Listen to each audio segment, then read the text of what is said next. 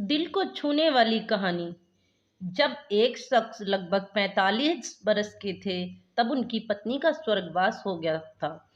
लोगों ने दूसरी शादी की सलाह दी, परंतु उन्होंने यह कहकर मना कर दिया कि पुत्र के रूप में पत्नी की दी हुई भेंट मेरे पास है। इसी के साथ पूरी जिंदगी अच्छे से कट जाएगी। पुत्र जब वयस्क हो गया तो पूरा कारोबार पुत्र के हवाले कर दिया। स्वयं कभी अपने तो कभी दोस्तों के ऑफिस में बैठकर समय व्यतीत करने लगे।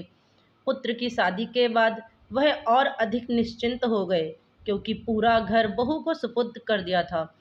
पुत्र की शादी के लगभग 1 वर्ष बाद दोपहर में खाना खा रहे थे और बेटा भी लंच करने ऑफिस से आ गया था और हाथ मुंह धोकर खाना खाने की तैयारी कर रहा था। उसने सुना कि पिताजी ने बहू से खाने के लिए दही मांगा और बहू ने जवाब दिया कि आज घर में दही नहीं है। खाना खाकर पिताजी ऑफिस चले गए।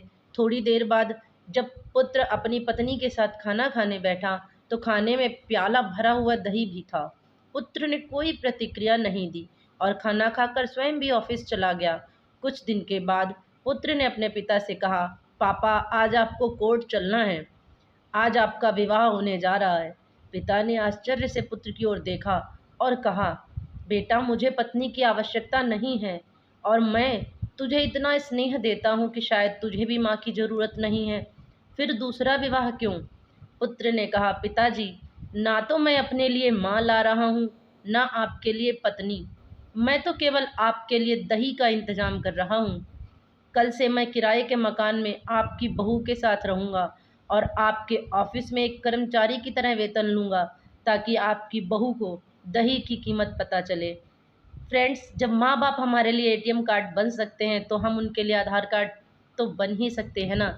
जब माँ बाप हमारे लिए हमारी खुशी के लिए हर कुर्बानी दे सकते हैं, तो हम अपने माँ बाप का ध्यान नहीं रखते, उन्हें अच्छा खाना पीना नहीं दे सकते क्या?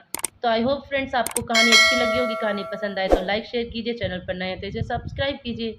धन्यवाद। ऐसी ही कहानियाँ सुनते रहिए।